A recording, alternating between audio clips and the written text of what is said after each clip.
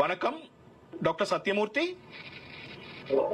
வணக்கம், நான் ஜியா கதைக்கிறேன். கேபிட்டல் டிவில இருந்து நேரடியா உங்களோட இணைந்திருக்கிறோம் ஐயா.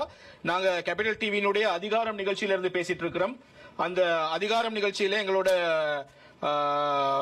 டாக்டர் ராமநாதன் அர்ச்சுனா இணைந்திருக்கிறாங்க. நிறைய விஷயங்கள் பேசிட்டு இருக்கிறாங்க.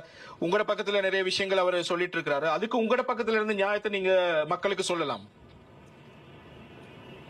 நன்றி. நாளைக்கு ஹாஸ்பிட்டலுக்கு வாங்க ஐயா. நீங்க நேரடியா பேசிட்டு இருக்கிறீங்க, இந்த தொலைக்காட்சியில நேரடியா போயிட்டு இருக்கிற ஒரு அதிகாரம் நிகழ்ச்சியில பேசிட்டு இருக்கிறீங்க. உங்களை பத்தி நிறைய விஷயங்கள் பேசப்பட்டதால உங்களோட பக்கத்து நியாயத்துக்காக நாங்க உங்களுக்கு அழைப்பை ஏற்படுத்தி இருக்கிறோம். நீங்க அழைப்பை எடுத்திருக்கிறீங்க.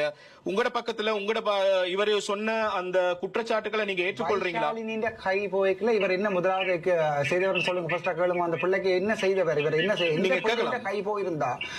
வணக்கம் சத்யமூர்த்தி சார், நீங்கள் தாராளமான நன்றி. நீங்கள் இதுல துணிந்து இணைஞ்சு கொண்டதுக்கு நான் ஃபர்ஸ்டா கேட்கிறேன் சார். உங்களோட வைஷாலினின்ற கை போனதுக்கு, அதாவது வந்து கை போன நேரம் அது வந்து முற்றிலுமே மறைக்கப்பட்டு செய்ய நினைக்கிறேன். நீங்கள் ஃபர்ஸ்டா அப்படி ஒரு விஷயம் ஒன்று வரைக்கல, ஒரு பிரிலிமினரி இன்கொயரியை கால் பண்ணி இருக்கணும். நீங்க உங்களுக்கு எவ்வளவு காலம் சென்றது வந்து நீங்க பிரிலிமினரி இன்கொயரியை கால் பண்றதுக்கு?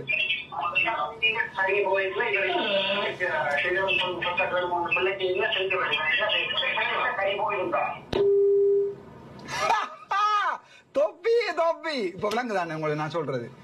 இப்ப விளங்குதா? இதுதான் நடக்கிறது. இப்ப போய் அந்த பிள்ளைண்ட ஜோதிச்சு பாருங்க, இந்த பிள்ளைண்ட கை போயிருந்தா என்ன இருக்கணும்னு சொல்லி அண்ணன் நான் அங்க டிரெக்டரா இருந்திருந்தால் அண்டே இரவே பிரிலிமினரி இன்கொயரி கால் பண்ணிருக்காங்க. என்ன கவலைன்னு சொன்னா, இதுக்கு ஒரு இங்கிலீஷ் கடிதம் கூட அடிக்க தெரியாதுன்னு ஒரு பிரிலிமினரி இன்கொயரி அண்டு போன் பண்ணி சமன் பண்ணி வர சொல்ல இல்ல. அதாலதான் என்ன ஒருத்தருக்கும் பிடிக்கிறேன்.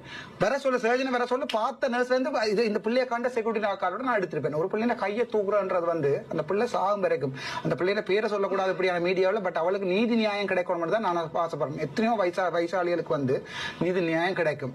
அந்த பிள்ளைக்கு வந்து ஆற்றில கனிவுல அடிச்சு என்று சொல்ற விஷயங்கள் எல்லாமே மூடி மறைக்கப்பட்டு அது போஸ்ட்மார்ட்டங்கள் இந்த பிரணவன் செல்லையாக்கள் மாதிரியான ஆக்கள் தான் இது போஸ்ட்மார்ட்டங்கள் செய்வினம்.